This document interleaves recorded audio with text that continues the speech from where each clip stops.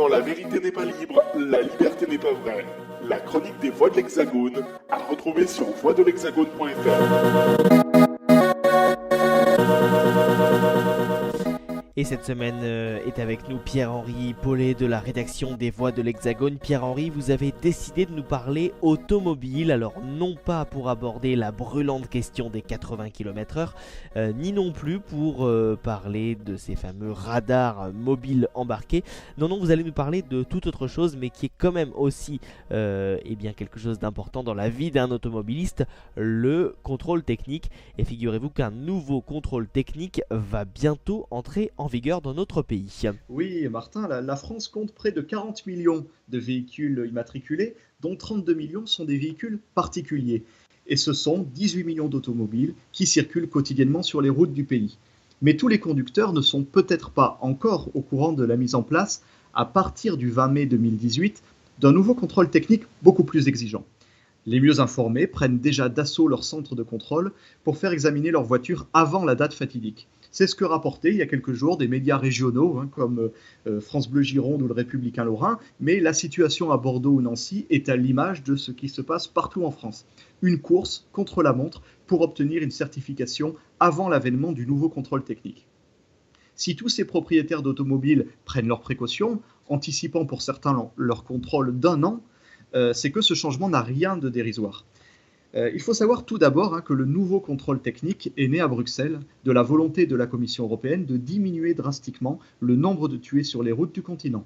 Et il en a résulté, après des négociations intensives de plusieurs années, la directive numéro 2014-45 du 3 avril 2014, qui vise à harmoniser à l'échelle de l'Union le contrôle technique des véhicules automobiles personnels de moins de 3,5 tonnes.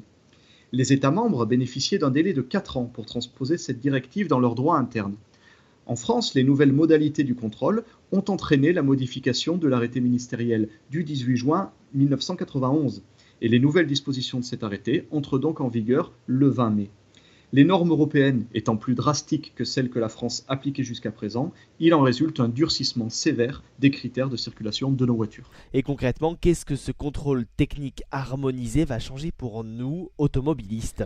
Beaucoup de choses. Un premier regard d'ensemble invite à constater que le nombre de points de contrôle augmente, passant de 123 à 133.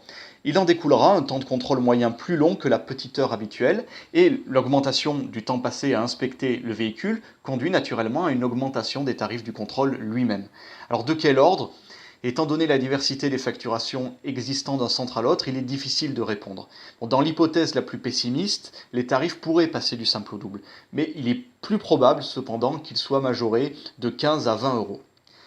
Les 133 points de contrôle dont nous venons de parler, Martin, peuvent donner lieu à 610 défaillances possibles. On ne parle plus de défauts techniques, mais de défaillances. La crainte de tous les propriétaires de voitures relativement anciennes est de rencontrer l'une des 129 défaillances dites critiques que comporte ce contrôle. Ils ont d'autant plus raison de se faire du mouron que, dans ce cas de figure, leur véhicule ne pourra plus rouler le jour même dès minuit. Ils seront donc tenus de trouver un garagiste disponible dans les heures qui suivent le contrôle, ce qui est pratiquement impossible. Autant dire qu'une défaillance critique condamne à l'immobilisation immédiate de la voiture non réglementaire. 2 mois seront ensuite laissés pour effectuer les réparations. Sont concernés bien sûr les défauts les plus graves et objectivement dangereux, tels que des pneumatiques au bord de la crevaison ou le dysfonctionnement du système de freinage, l'absence de 2 rétroviseurs ou encore la corrosion excessive du châssis. À côté de ces défaillances critiques, 140 défaillances mineures pourront inviter à des réparations sans obligation de contre-visite. C'est simplement une pression pneumatique incorrecte ou un niveau d'huile insuffisant par exemple. Ce que les propriétaires peuvent finalement le plus redouter, ce sont les 341 défaillances dites majeures, qui elles n'empêchent pas de rouler, mais obligent quand même à une contre-visite dans un délai de 2 mois sous peine d'amende. Or, près de la moitié de ces défaillances majeures n'étaient auparavant regardées que comme des défauts mineurs, qui n'impliquaient pas de revenir au centre de contrôle. Vont être scrutées par exemple une course trop longue de la pédale de frein, des amortisseurs fatigués, des pneus dégradés, un klaxon bloqué et même l'usure simple des plaquettes de frein, quand bien même le système fonctionne encore correctement. Selon les professionnels du contrôle technique, il s'agit d'obliger les automobilistes à l'assiduité en matière d'entretien de la voiture. Il y aura probablement beaucoup de mauvaises surprises en cette année inaugurale du nouveau contrôle, Pour donner un ordre d'idée chiffré, alors que 15% des véhicules particuliers contrôlés aujourd'hui sont soumis à contre-visite, on devrait atteindre une proportion de 40%. La conséquence globale sera bien sûr la remise en état et le renouvellement du parc automobile français. C'est l'objectif de la réglementation en vigueur le 20 mai. Et pour être complet, il faut rajouter que ce contrôle technique nouveau s'accompagne aussi d'un renforcement des exigences de recrutement des mécaniciens contrôleurs. Un CAP de mécanique ne suffira plus, seuls pourront désormais officier dans un centre de contrôle les détenteurs d'un bac professionnel complété par une formation spécifique de 35 heures. Cela semble relever de l'anecdote, mais c'est en réalité une contrainte de plus pour ces centres qui devront déjà mettre à niveau leur matériel et leur logiciel. Et alors du coup, Pierre-Henri, peut-on au moins espérer des résultats satisfaisants sur le plan de la sécurité routière ? Le lien n'est pas à faire entre l'état technique d'un véhicule et sa dangerosité sur la route. Et si la France a introduit le contrôle technique obligatoire en 1992, c'est précisément pour des raisons de sécurité. Les points de contrôle ont déjà été reconsidérés depuis 1992, mais c'est la première fois que le changement de réglementation est aussi important. Mais rendre plus drastique le contrôle technique peut-il vraiment accroître la sûreté des voies de circulation et sauver des vies ? Là, il faut en douter. Les données persuadent même de la quasi-inutilité de la mesure. La Commission européenne a évalué en 2012 à 5 par jour le nombre de tués sur les routes européennes à cause d'une défaillance mécanique. Et mis en regard de la statistique des personnes tuées quotidiennement sur les routes, environ 70, on en déduit que seul un accident mortel sur 14 en Europe est dû à des causes purement mécaniques. Donc en réalité, la sécurité routière est affaire de comportement individuel. Ce sont les excès de vitesse, les erreurs de conduite, la fatigue ou l'alcool au volant qui sont les véritables responsables des accidents. Ce constat est d'ailleurs totalement corroboré par un rapport norvégien de Peter Christensen et Rune Elvik, qui a été rédigé en 2007. Cette étude pointe même l'absurdité de la situation. Quand le nombre de véhicules en conformité avec les règles du contrôle technique circule, le nombre de véhicules contrôlés impliqués dans un accident augmente lui aussi mathématiquement.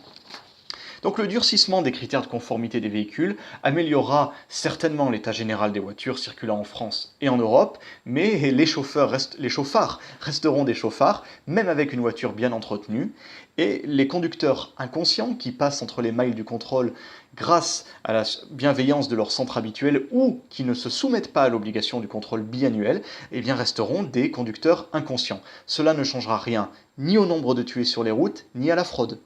En revanche, les conducteurs les plus modestes qui roulent avec de vieilles voitures ou n'ont pas les moyens de les entretenir régulièrement vont être fortement pénalisés, oui. Et du coup, faut-il deviner, Pierre-Henri, une arrière-pensée dans cette initiative de la Commission européenne ? Bah oui, parce que si ce n'est pas à la sécurité des automobilistes, à qui profite cette nouvelle réglementation ? Il n'est pas facile de répondre à cette question avec certitude, mais la manière dont ont été menées les discussions au niveau de l'Union européenne, donc entre 2011 et 2014, laisse envisager quelques pistes.